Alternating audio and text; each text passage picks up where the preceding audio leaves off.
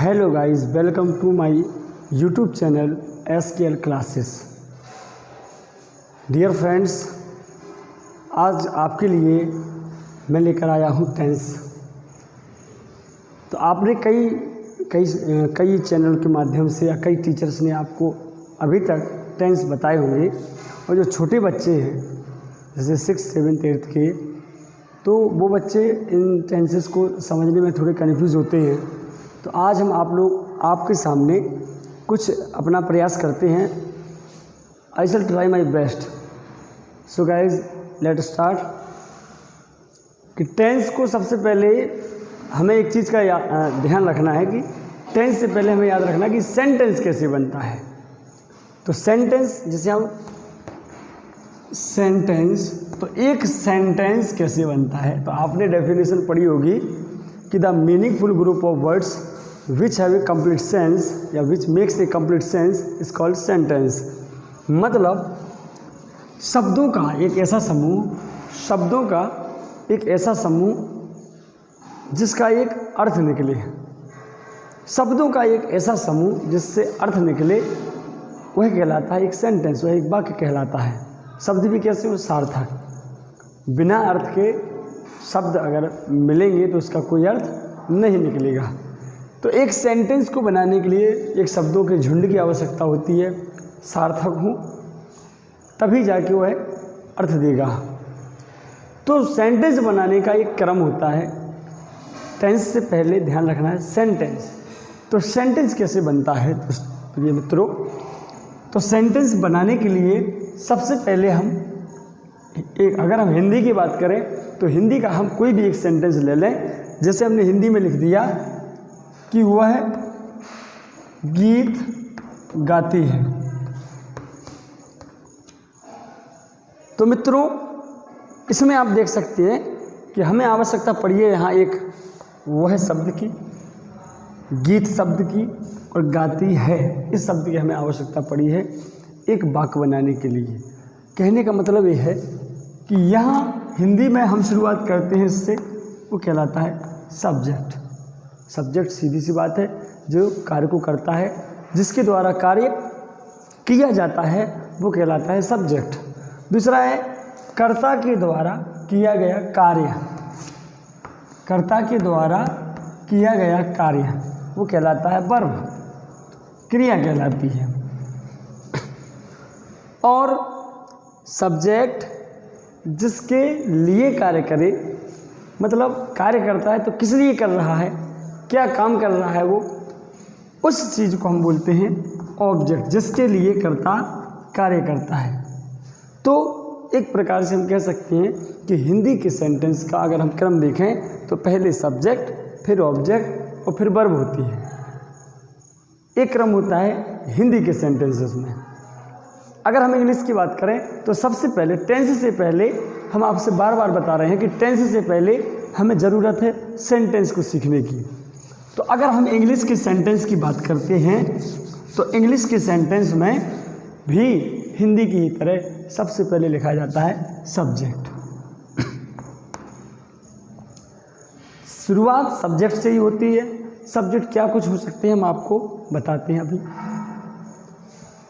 और सब्जेक्ट के बाद हमेशा अंग्रेजी के एक वाक्य में, जहाँ तक टेंसेस की बात करें हम, तो सब्जेक्ट के बाद हमेशा हेल्पिंग वर्ब आएगी। सब्जेक्ट के बाद हमेशा हेल्पिंग वर्ब आती है, और हेल्पिंग वर्ब के बाद हमेशा वर्ब का यूज़ किया जाएगा। उसके बाद ऑब्जेक्ट का यूज़ होता है, और लास्ट में हम लिखते हैं जिनको अदर वर्ड।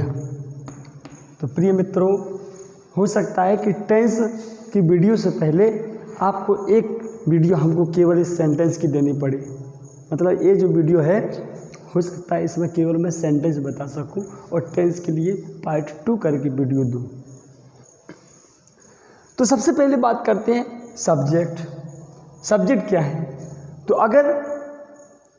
अगर हम हल्के तौर पर देखें, छोटे बच्चों के लिए अगर हम देखें जिनको बिल्कुल भी सेंटेंस या टेंस नहीं आते हैं, उनके अनुसार मैं आपको बता रहा हूँ। किसी बड़ी क्लासेस के लिए तो बहुत सारी लंबा टॉपिक है, लेकिन छोटे बच्चे जो हैं उनके लिए आप केवल इस वीडियो से ही सारे टेंसेस याद कर सकते हैं। कैसे? आप याद रखें कि सेंटेंस का जो क्रम है वो क्या होता है, पहले सब्जेक्ट, फिर हेल्पिंग वर्ब, फिर वर्ब, फिर ऑब्जेक्ट, फिर अदर वर्ड। आपको केवल इतनी चीज़ याद रखनी है, मतलब आपको ये एक क्रम याद रखना है कि एक वाक्य का क्रम क्या होता है। तो सब्जेक्ट में हम देखें तो सब्जेक्ट होता है कोई कार्य करने वाला व्यक्ति भी हो सकता है, जानवर भी हो सकता है, मतलब कार्य करने वाला कोई भी हो सकता है। कहने का मतलब यह है, अगर व्यक्तियों की बात करें तो क्या होगा, तो इसमें I subject, you, we, they, he, she, ये व्यक्तियों के लिए आने वाले प्रोनाउंस हैं, तो ये सब्जेक्ट हो सकते हैं। इनके अलावा किसी का नाम भी आ सकता है इसमें। इसके अलावा इट, ये भी सब्जेक्ट हो सकता है। तो टेंसेस में अगर हम बात करें तो यही सब सब्जेक्ट आ सकते हैं। प्रिय मित्रों, मैं बार बार कह रहा हूँ टेंस के लिए, तो टेंस में यही सब सब्जेक्ट रहेंगे। अब जैसे आप कोई व्यक्ति कहता है कि सर इसमें my father, my younger sister, my elder brother, और हम कह सकते हैं राम्स सिस्टर या Ram the sister of Ram's younger brother, इस प्रकार से बड़ा सब्जेक्ट हो सकता है। ठीक है, मैं मानता हूँ इस बात को, लेकिन उसके लिए हमने क्या लिखा है, इधर नेम लिखा है। नेम में क्या हो सकता है, किसी का नाम हो सकता है, और इसी नेम के आधार पर हम बोल सकते हैं कि कोई भी नाउन सब्जेक्ट हो सकता है। अब नाउन जब हमने बोल दिया तो हमें आगे कुछ बोलने की ज़रूरत नहीं है। क्यों? किसी व्यक्ति, वस्तु, प्राणी का नाम यहाँ पर आ सकता है। A boy, the old women, the girl, the cow, the horse, इसमें किसी भी नाउन को हम रख सकते हैं सब्जेक्ट। अगर हम प्रोनाउन की बात करते हैं तो प्रोनाउन में I, you, we, they, he, she, केवल यही सब्जेक्ट हैं। 1 2 3 4 5 6। इसके अलावा अगर सब्जेक्ट आते हैं तो फिर पॉजेसिव प्रोनाउन के साथ आते हैं, जैसे my brother, your brother, our friends, their friends, his friend, her friend, वो भी सब्जेक्ट हो सकते हैं। तो सब्जेक्ट को हम शुरुआत में लिखते हैं। इसके बाद आती है हेल्पिंग वर्ब। तो अगर हम टेंस की बात करें तो इसमें आप सिर्फ इतना याद रखें कि हमको सब्जेक्ट के बाद लिखना है हेल्पिंग वर्ब। हेल्पिंग वर्ब में जैसे केवल एग्जाम्पल दे रहे हैं अभी हम, आपको टेंस में समझ में आएगा कि जैसे is, am, are, was, were, has, have, had, will, shall, can, could, may, might, ये सारे जो है सब हेल्पिंग वर्ब्स में आ जाएंगे। उसके बाद आती है वर्ब। वर्ब मीन्स क्रिया। अब क्रिया की कौन सी फॉर्म, वर्ब की कौन सी फॉर्म आनी है, ये अभी आपको हम नहीं बता रहे हैं। अभी हम केवल बात कर रहे हैं कि हेल्पिंग वर्ब के बाद हमको वर्ब लिखना है। उसके बाद ऑब्जेक्ट।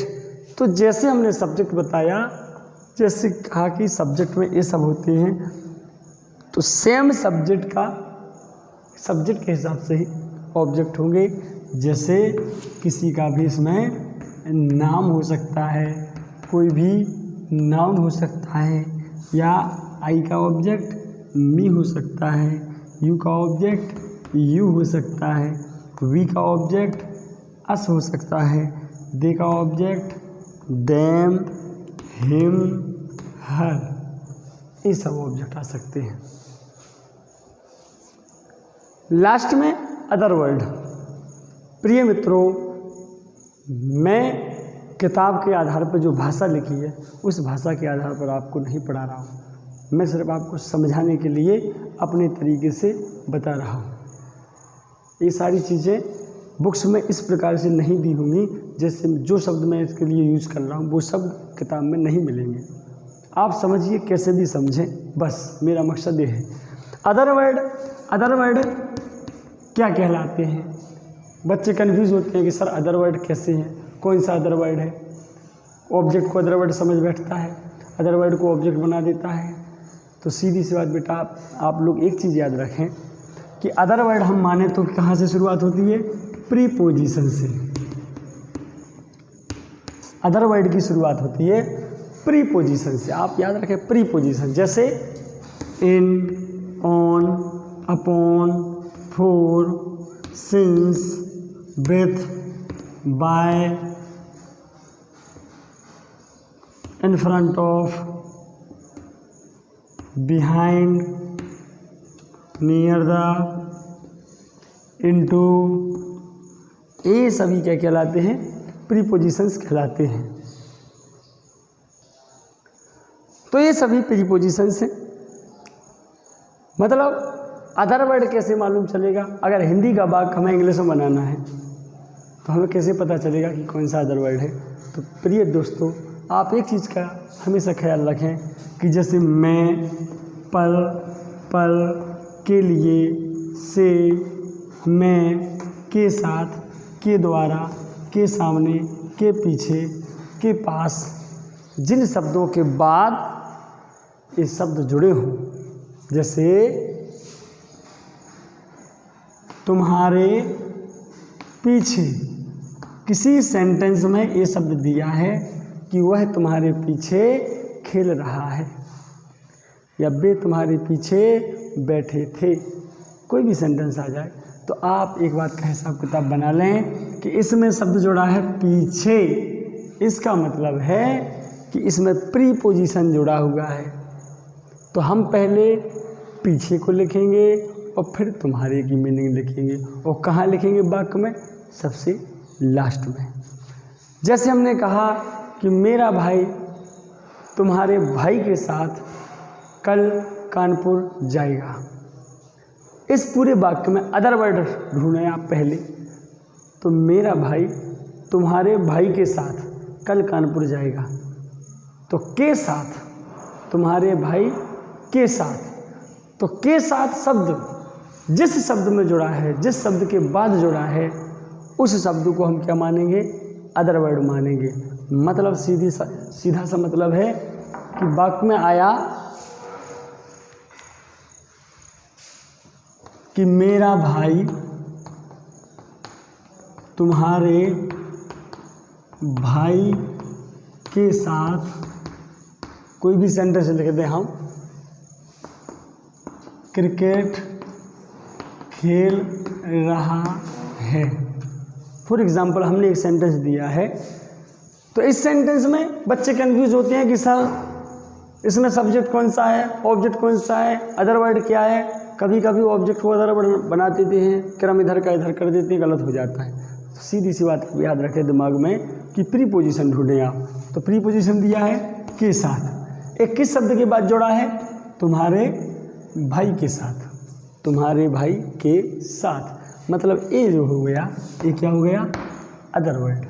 बाकी आपको पता है कि हिंदी के वाक्य में शुरुआत में क्या आएगा? सब्जेक्ट आएगा और लास्ट में क्या आएगा? हमेशा वर्ब आएगी। तो यह सब्जेक्ट है, यह वर्ब है। क्रिकेट क्या हो गया? ऑब्जेक्ट हो गया, ये हो गया अदर वर्ड। हमें इनसे अभी मतलब नहीं है, हम आपको केवल अदर वर्ड बता रहे हैं कि अदर वर्ड हम अलग कर दें तो फिर सब्जेक्ट वर्ब ऑब्जेक्ट अपने आप बचेगा। तो इसको हम लास्ट में लिखेंगे। फिर जब हम वाक्य बनाएंगे तो इसकी अंग्रेजी कहाँ लिखेंगे? सबसे लास्ट में। कैसे लिखेंगे? पहले के साथ, फिर तुम्हारा भाई, विथ योर ब्रदर। तो बिल्कुल आसान है ये सारी चीज़ें। अगर आ जाए जैसे मेरा भाई आपके घर में टीवी देख रहा है, या मेरा भाई आपके विद्यालय में पढ़ता है, कुछ भी आ जाए आपके घर में, घर में मतलब प्रीपोजिशन, मतलब ये क्या हो गया? Other word. इसकी हम इंग्लिश कहाँ बनाएंगे? लास्ट में इसको ट्रांसलेट करेंगे। बात क्लियर है? तो हमें सिर्फ इतना याद रखना है कि किसी भी वाक्य को, चाहे वह प्रेजेंट इंडेफिनिट हो, प्रेजेंट कंटिन्यूअस हो, प्रेजेंट परफेक्ट हो, प्रेजेंट परफेक्ट कंटिन्यूअस हो, फ्यूचर का कोई भी पार्ट हो, पास्ट का हो, किसी भी टेंस का कोई भी भाग का टेंस हो, आपको हमेशा एक चीज़ याद रखना है, वाक्य का क्रम, कि वाक्य का क्रम क्या होता है। तो प्रिय मित्रों, आज की वीडियो में हमने केवल आपको एक छोटी सी चीज़ पढ़ाई है, और वो छोटी सी चीज़ ये है कि एक वाक्य, अंग्रेजी के वाक्य का क्रम क्या होता है। आपको सिर्फ और सिर्फ टेंस पढ़ने से पहले इस चीज़ को याद रखना है कि वाक्य का क्रम ये होता है कि हम पहले सब्जेक्ट लिखते हैं, फिर हेल्पिंग वर्ब लिखते हैं, फिर वर्ब लिखते हैं, उसके बाद ऑब्जेक्ट लिखते हैं और लास्ट में अदर वर्ड लिखते हैं। सिर्फ और सिर्फ इस बात को याद रखें, आपको मैं गारंटी देता हूँ कि आप 15 मिनट में सारे के सारे टेंस सीख जाओगे। ओके, तो आपके लिए हम नेक्स्ट वीडियो लेकर आते हैं टेंस की। उससे पहले आपको ये सारी चीज़ याद रखना है। Okay, thank you very much.